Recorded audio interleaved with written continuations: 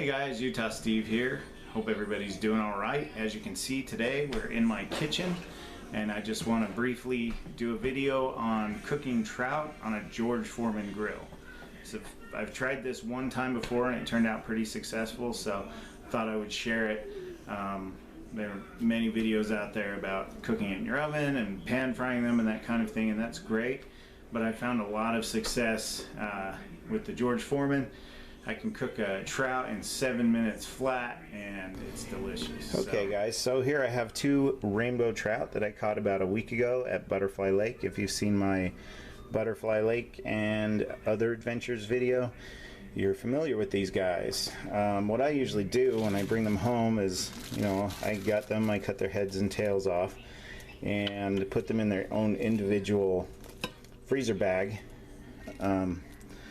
Sorry about the lighting, it's kind of crappy in here. I put it in their own freezer bag so that I can eat them a portion at a time, because in the past I've actually caught 13 fish, put them all in one bag, put them in the freezer, and found that I had to thaw them all at the same time and eat them all at once, and some of them went to waste. So that's a way I prefer to do it. It's just a better way of handling it and making sure they don't go to waste. So here's the two I'm cooking today, two rainbow trout.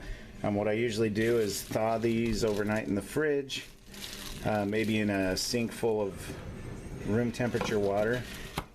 Once it's thawed out, what I do is I take paper towels and I pat the outside dry. I also pat the inside dry so that it's not saturated with water. I do that before I store them as well, but in the freezer they tend to get some condensation in there. The reason why is because if you cook fish with it still being wet, you're more or less steaming the fish, and especially with trout you're gonna have mushy, gooey meat instead of flaky, delicious meat. So I've patted these dry already, and all I'm going to do as far as seasoning goes is put some lemon pepper seasoning on the trout, and then we'll throw it on the grill. I better plug it in, give it time to heat up.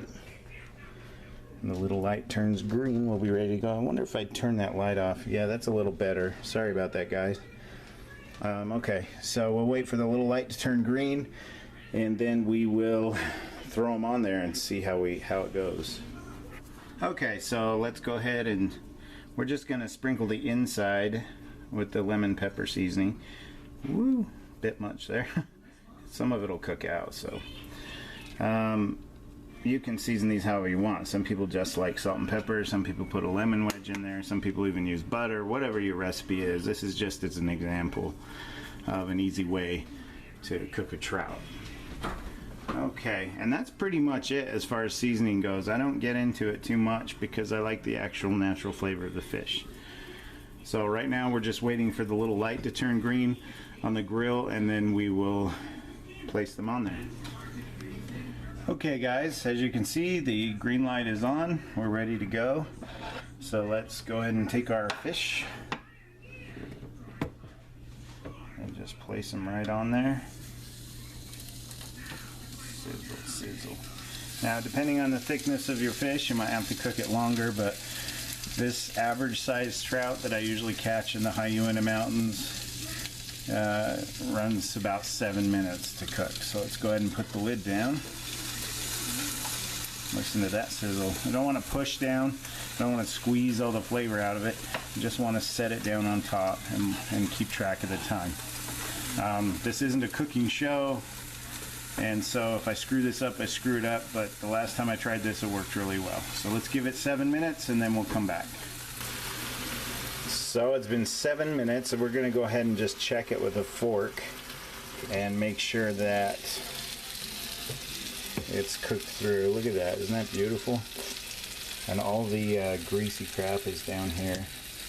Whoops, my little tray is off. I'm gonna go ahead and check that real quick and see if it's done.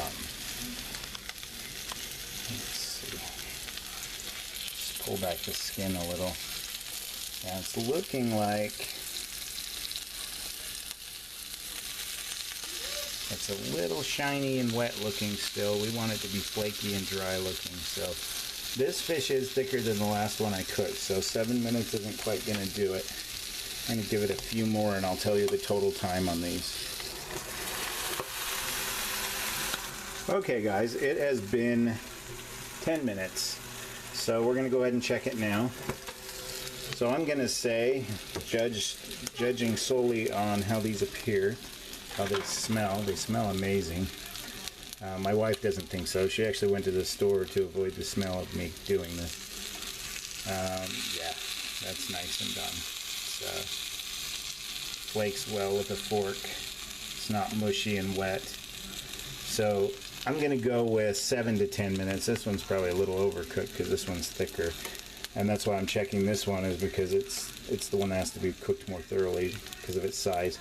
But I'm going to go ahead and say 7 to 10 minutes on the George Foreman grill until it's done. Of course, a larger trout may not even fit on this. I've seen trout so big that they take up a whole cookie sheet. And in that case, you're going to have to bake it. But let's go ahead and move these to the plate. The beauty of this grill is it cooks top and bottom, not just bottom, so you don't have to turn them over. Oops, sorry about my shadow there. Alright, let's get a fork and open these up and see what they look like. Okay, so here we are at the plate. I've taken the fork and peeled the skin back. Some people like to eat the skin. I don't. I think it's gross, but at the same time, when it's crispy like this in that grill, it's actually not bad. I tried it last time I did this and it was pretty good. But it depends on your personal taste. I peeled it back. As you can see, the meat is nice and thick. You can easily pull it off the bones if you're careful. Of course, eating trout this small, you're going to be dealing with bones while you eat it. The way I usually do it is I scrape the top layer off. I'm sure there are better techniques, but this is just the way I do it. I'm just weird like that, I guess. And then what I do is I grab the tailbone and just lift, and if it's cooked right, it'll come right out. See, just like that. And you got yourself a nice piece of fish, minus the bones. I'll just set that over there out of the way. And there you have it. And what I do is sometimes I salt and pepper, sometimes I add more lemon pepper seasoning, which is what I'm doing this time. And there you have it. Bon appetit. Now, of course, not to be a spokesman for the George Foreman grill, but this just goes in the top rack of your dishwasher. Rinse it out, throw it in the top rack, set that aside, and then these the top and bottom portions of the grill just pop out. As you can see, the little tabs down there on the side, and rinse them off and throw them in the dishwasher, and that's it. That's all there is to clean up. So that's really handy. Okay guys, well, thanks for joining me for this episode of Utah Steve. I hope you've enjoyed it. Hope you've learned something. If not, I'm sure there are plenty of people that have plenty of suggestions. I'm all for them. Positive, constructive criticism is always welcome. So thank you for watching. Feel free to like, comment, share, and subscribe, and we'll see you next time.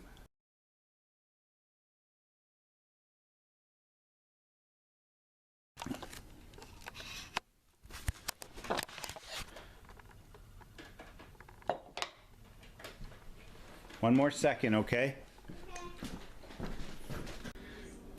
Come along with me and we'll get started, and etc. blah blah blah, stuff like that, and who cares? So let's do it.